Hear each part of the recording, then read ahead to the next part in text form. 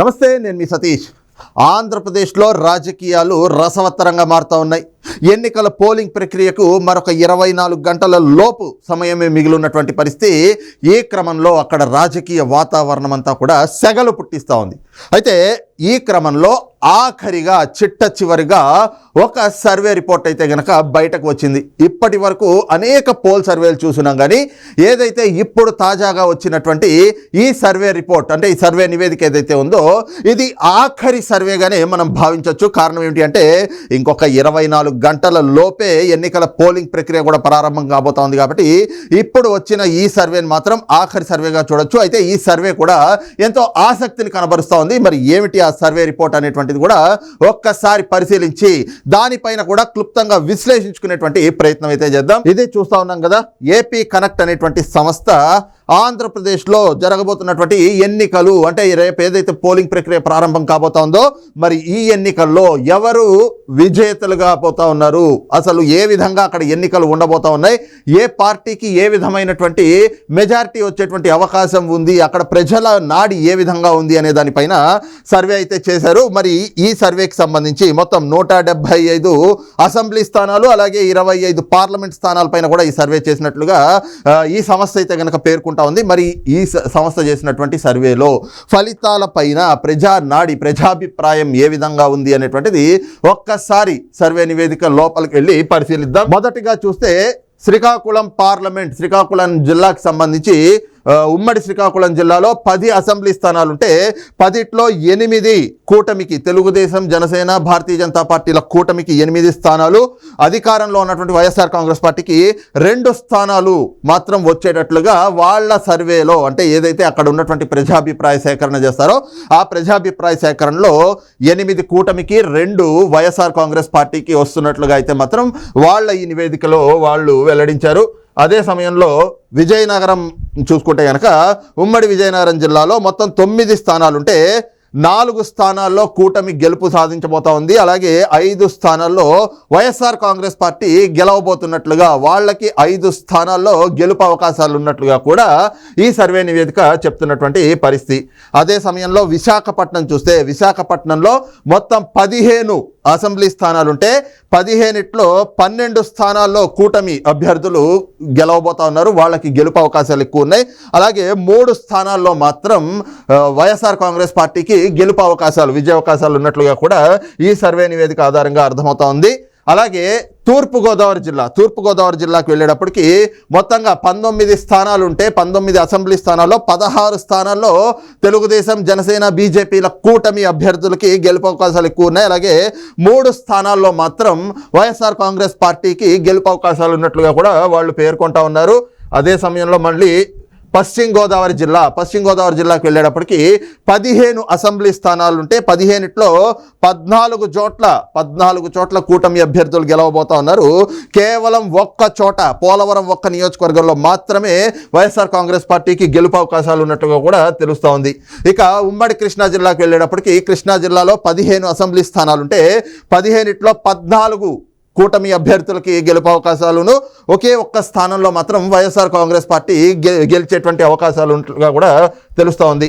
ఇక గుంటూరు జిల్లాకు వెళ్తే ఉమ్మడి గుంటూరు జిల్లాలో 17 అసెంబ్లీ స్థానాలుంటే 17 స్థానాల్లో 15 చోట్ల కూటమి అభ్యర్థులకి గెలుపు అవకాశాలు ఉన్నట్లుగాను, అలాగే 2 చోట్ల మాత్రం వైఎస్ఆర్ కాంగ్రెస్ పార్టీకి గెలుపు అవకాశాలు ఉన్నట్లుగా తెలుస్తూ ఉంది. అదే సమయంలో ప్రకాశం జిల్లాను చూసుకుంటే ఉమ్మడి ప్రకాశం జిల్లాలో మొత్తం 12 అసెంబ్లీ స్థానాలు ఉన్నాయి.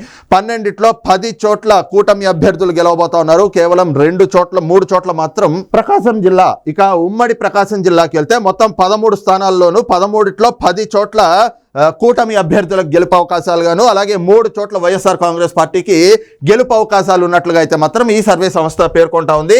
అదే సమయంలో నెల్లూరు జిల్లాకి వెళ్తే నెల్లూరు జిల్లాలో 10 నియోజకవర్గాల్లో 8 చోట్ల కూటమి అభ్యర్థులు గెలిచేటువంటి అవకాశం ఉన్నట్లుగాను, 2 చోట్ల మాత్రం వైఎస్ఆర్ కాంగ్రెస్ పార్టీ విజయం సాధించేటువంటి అవకాశాలు కనిపిస్తున్నట్లుగా కూడా ఈ సర్వే సంస్థ అయితే పేర్కొంటున్నటువంటి పరిస్థితి.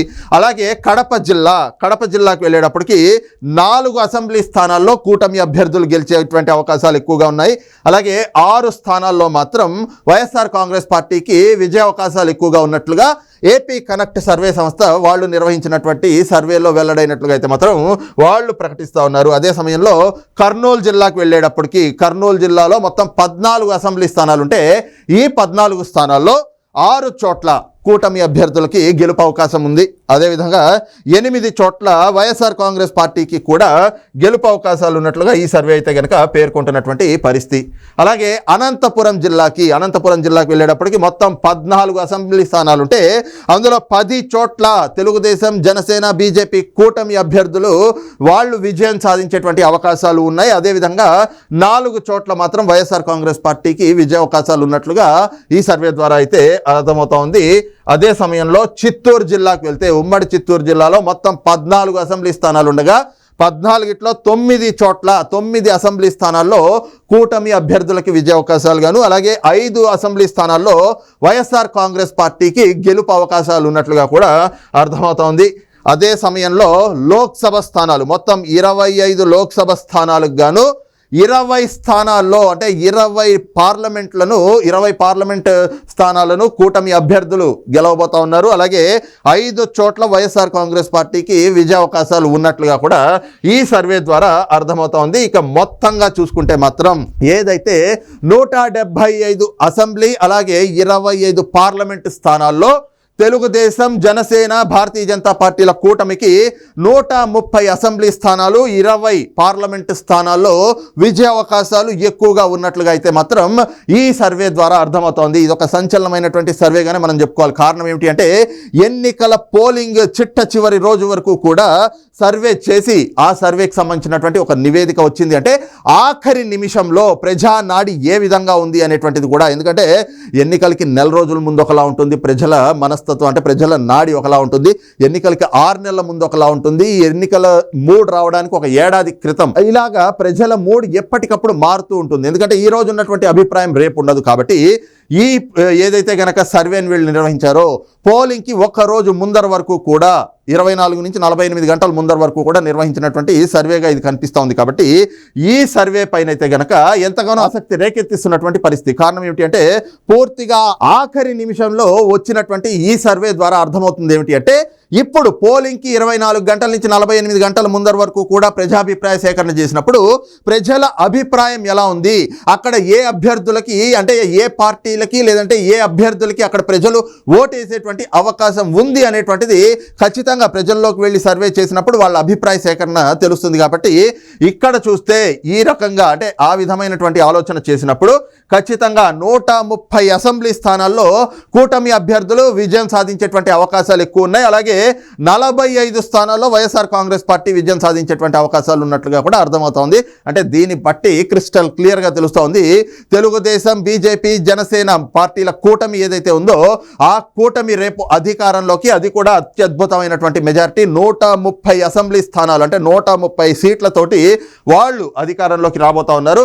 ఇక పార్లమెంటు స్థానాలు కూడా చూస్తే అత్యధికంగా 20 పార్లమెంటు స్థానాల్లో కూటమి అభ్యర్థులు విజయం సాధించబోతా ఉన్నారు. అలాగే 5 పార్లమెంట్ స్థానాల్లో వైఎస్ఆర్ కాంగ్రెస్ పార్టీ గెలుపు పొందబోతా ఉంది. అదే సమయంలో ఓట్ షేర్ని కూడా చూసుకుంటే అంటే ఏ రాజకీయ పార్టీకి ఎంత ఓట్ షేర్ రాబోతా ఉంది అని చూస్తే ఈ రోజున కూటమికి తెలుగుదేశం, జనసేన, భారతీయ జనతా పార్టీల కూటమికి 51% ఓట్ షేర్ రాబోతా ఉంది. ఇక వైఎస్ఆర్ కాంగ్రెస్ పార్టీకి చూస్తే 42% ఓట్ షేర్ రాబోతా ఉంది.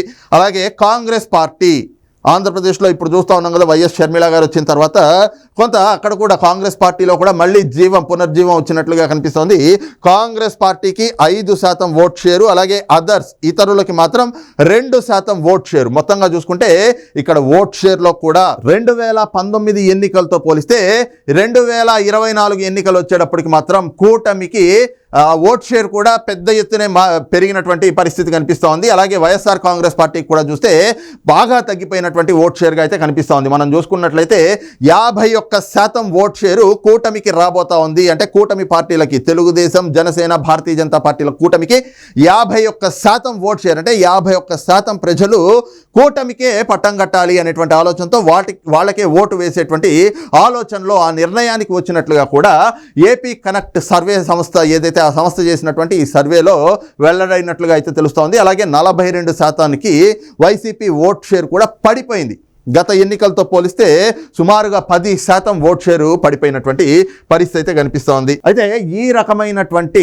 ఫలితాలు రావడానికి, అంటే ఈ రకంగా ఓట్ షేర్ ఇంత కూటమికి పెరగడానికి కానీ వైసీపీకి పడిపోవడానికి కానీ ఏమిటి కారణం అనేటువంటిది కూడా వాళ్ళు కీ పాయింట్స్ పూర్తి సమరీ కూడా పెట్టారు. అలాగే వైఎస్ఆర్ కాంగ్రెస్ పార్టీ ఫెయిల్యూర్స్ ఏమిటి అనేటువంటిది కూడా పూర్తిగా పెట్టినటువంటి పరిస్థితి. ఇందులో చూస్తే గనక ఎకనామిక్ వోస్, అలాగే అంటే వైఎస్ఆర్ కాంగ్రెస్ పార్టీ ఏదైతే పూర్తిగా వాళ్ళు చెందినటువంటి వైఫల్యాలు, అలాగే ఈ రోజున ఏదైతే కూటమిగా ఏర్పడినటువంటి తెలుగుదేశం, జనసేన, భారతీయ జనతా పార్టీల కూటమి ఏదైతే ఉందో ఆ కూటమికి 130 సీట్లు రావడానికి కారణం కూడా ఏమిటి అంటే పూర్తిగా ఈ రోజున ప్రభుత్వ వైఫల్యాలు, ప్రజా వ్యతిరేక విధానాలు, అలాగే పరిపాలనలో ఉన్నటువంటి లోపాలు, అదే సమయంలో ప్రతిపక్షాలు ఏవైతే ప్రజల పక్షాన ప్రజలకు ఏదైతే కనుక ఇబ్బందులు ఉన్నాయో వాటిని అడ్రస్ చేయడంలో, అంటే వాటిని ప్రస్తావించడంలో కావచ్చు, వాటిపైన పోరాటంలో చేయడం కావచ్చు, అదే సమయంలో ప్రజల మనసుల్ని గెలుచుకోవడంలో కావచ్చు కూటమి అభ్యర్థులు కానీ ఆ పార్టీలు కానీ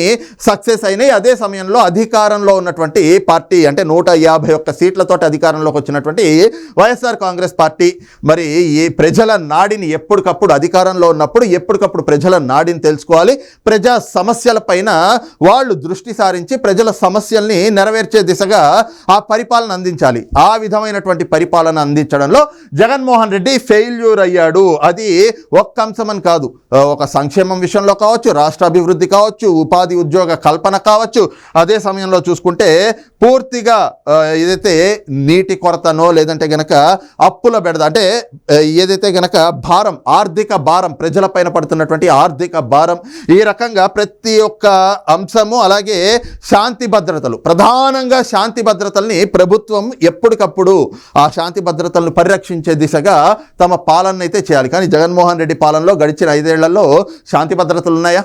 ప్రజల ప్రాణాలకు కానీ ప్రతిపక్ష పార్టీ నేతలకు కానీ ఎవరికైనా కూడా శాంతి భద్రతలు అమలైనటువంటి పరిస్థితి చూసామా? లేదు. మొత్తం అంతా కూడా ఏకపక్షంగా వైఎస్ఆర్ కాంగ్రెస్ పార్టీకి మాత్రమే అధికారులు, పూర్తిగా పోలీస్ వ్యవస్థ అంతా కూడా వాళ్ళకి అనుకూలంగా జగన్మోహన్ రెడ్డికి పాదాక్రాంతమైనట్లుగా వ్యవహరించినటువంటి తీరే చూసాం. కానీ శాంతి భద్రతలు కూడా ఇందులో ప్రధానమైనటువంటి అంశంగా, అందులో కూడా జగన్మోహన్ రెడ్డి ప్రభుత్వం వైఫల్యం చెందింది. కాబట్టే ఈ రోజున అంత పెద్ద ఎత్తున ప్రజా వ్యతిరేకత మూటగట్టుకుని ఈ రోజున ఈ స్థాయిలో మనం చూసుకున్నట్లయితే 151 స్థానాలతో అధికారంలోకి వచ్చినటువంటి వైఎస్ఆర్ కాంగ్రెస్ పార్టీ ఈ రోజున 45 స్థానాలకి పడిపోయింది. అంటే ఇదంతా కూడా జగన్మోహన్ రెడ్డి తాలూకు వైఫల్యంగా కనిపిస్తూ ఉంది. అదే సమయంలో తెలుగుదేశం, జనసేన, భారతీయ జనతా పార్టీల కూటమి కూడా ప్రజల మన్ననలు పొందింది, ప్రజల మనసు గెలుచుకోగలిగింది, ప్రజల పక్షాన నిలబడి పోరాటం చేశారు. కాబట్టి వాళ్ళకి 130 సీట్లు వచ్చి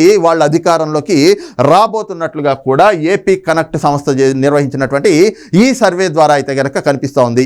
మరి ఏవైతే ఎన్నికల పోలింగ్ ప్రక్రియకి 24 గంటల ముందు వచ్చినటువంటి ఈ సర్వే నివేదిక ఉందో ఇది పూర్తిగా ప్రస్తుతం రాష్ట్రంలో కూడా సంచలనంగా మారుతున్నటువంటి పరిస్థితిగా అయితే కనిపిస్తూ ఉంది. మరి ఈ సర్వే రిపోర్ట్ పైన మీ అభిప్రాయం ఏమిటనేటువంటిది కూడా కింద కామెంట్ సెక్షన్లో మెన్షన్ చేయండి. Thank you.